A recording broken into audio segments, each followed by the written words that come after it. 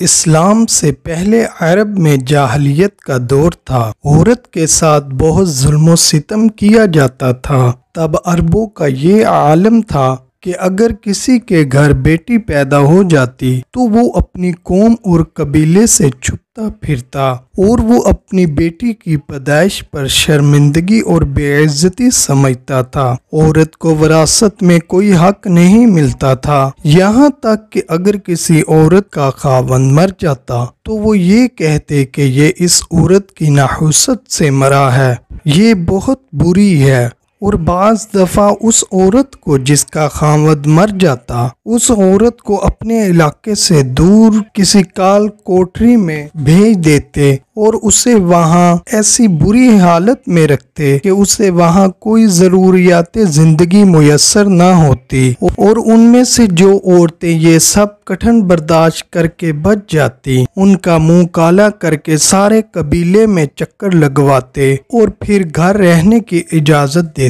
اور حالت یہاں تک پہنچ گئی کہ ان عربوں نے عورتوں اور بچیوں کو بیچنا شروع کر دیا۔ وہ لوگ کس قدر سخت دل ہوں گے جو اپنی بیٹیوں کو زندہ درگور کر دیا کرتے تھے۔ دفن ہونے والی بچیوں کی چیخ و پکار ان کے کانوں میں پڑتی ہوں گی، مگر ان کا ضمیر ان کو نہیں جھنجھوڑتا ہوگا۔ محترم ناظرین، ایسا ہی واقعہ ہم آج کی ویڈیو میں بیان کریں گے۔ بسم اللہ الرحمن الرحیم۔ شروع اللہ کے نام سے جو بڑا مہربان اور نہایت رحم والا ہے۔ حضرت محمد مصطفیٰ صلی اللہ علیہ وآلہ وسلم اللہ تعالیٰ کے آخری نبی اور پیغمبر ہیں۔ محترم ناظرین، السلام علیکم۔ امید ہے آپ سب خیریت سے ہوں گے۔ اللہ تعالیٰ آپ سب کو ہمیشہ خیریت سے رکھے۔ محترم ناظرین، ویڈیو شروع کرنے سے پہلے ایک بار درود پاک پڑھ لیجئے۔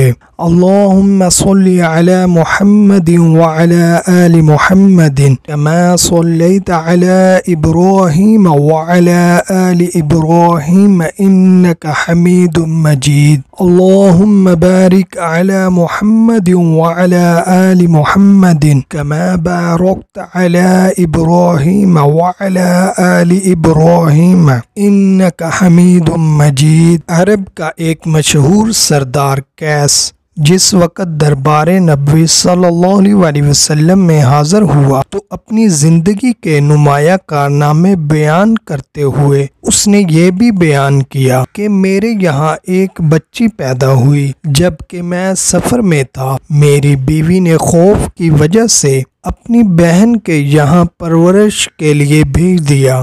جب میں واپس آیا تو مجھ سے کہہ دیا کہ ایک مرا ہوا بچہ پیدا ہوا تھا۔ زمانہ گزرتا گیا، لڑکی پرورش پاتی رہی اور پتہ ہی نہیں چلا۔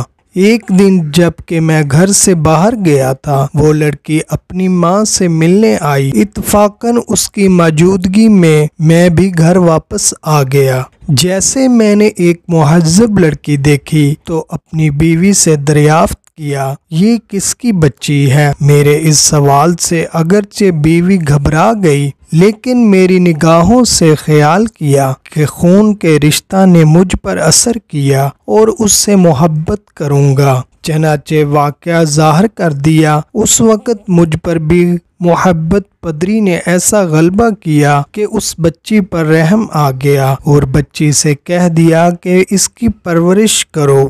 ایک دن میری غیرت کا پیمانہ لبریز ہو گیا۔ اس لڑکی کو دعوت کے بہانے جنگل میں لے گیا اور گڑھا کھودنا شروع کیا۔ جب میں گڑھا کھود رہا تھا تو میرے کپڑوں پر اچھل کر مٹی پڑتی تو وہ فوراً محبت میں اس کو برداشت نہ کرتے ہوئے اپنے دونوں ننھے منھے ہاتھوں سے میرے کپڑوں کو جھاڑتی، اور میری قلبی شقاوت کا یہ عالم تھا کہ اس کا مجھ پر کوئی اثر نہ ہوا۔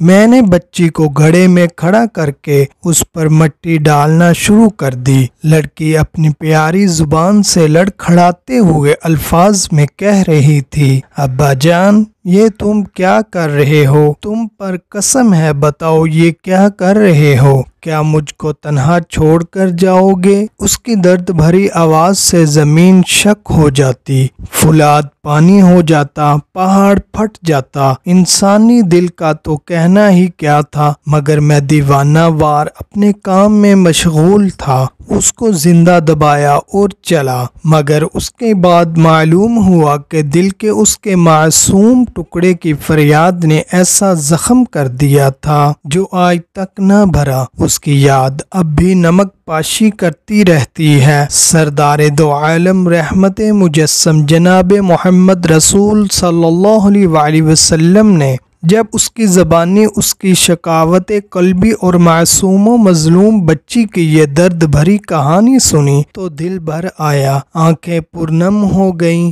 اور زبان مبارک پر یہ الفاظ جاری ہو گئے، یہ بڑی سخت دلی ہے، جو رحم نہ کرے اس پر رحم نہ کیا جائے گا۔ محترم ناظرین، یہ واقعہ اسلام اور عورت اسلامی خطبات کی کتاب سے اخذ کیا گیا ہے۔ امید ہے آپ کو یہ ویڈیو پسند آئی ہوگی۔ اگر آپ کو ویڈیو پسند آئی ہو تو ویڈیو کو لائک ضرور کر دیں۔ اللہ تعالیٰ آپ سب کا حامی و ناصر ہو۔ اللہ تعالیٰ ہم سب پر اپنا رحم فرمائے، فضل فرمائے۔ اللہ نگہبان۔